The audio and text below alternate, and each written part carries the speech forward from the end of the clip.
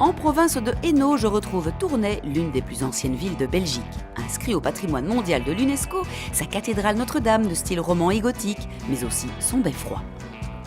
Le point de départ de ma balade sera le centre multimodal de la gare, un édifice de style néo-renaissance datant de 1879.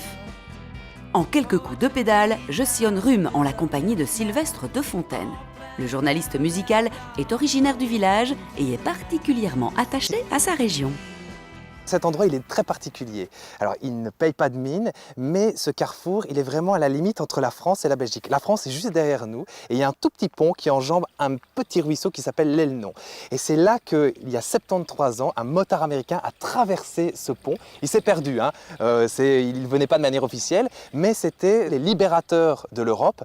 Il libérait la France, il s'est perdu ici. Et donc, la petite histoire a retenu que la première zone belge libérée, c'est ici.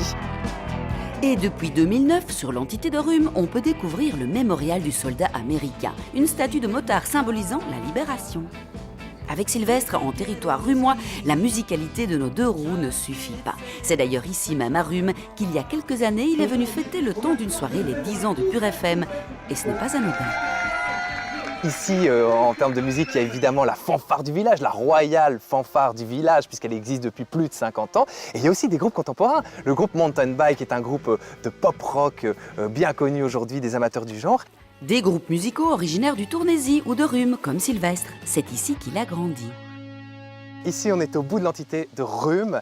On est à un lieu symbolique parce que ce lieu, en fait, quand les enfants étaient en âge de rouler en vélo et de sortir de la maison, on leur disait « tu peux aller jusqu'au bout du village, tu peux aller jusqu'au relais de la Cloute », qui est un lieu mythique qui existe depuis 50 ans. C'est une ancienne clouterie, en fait.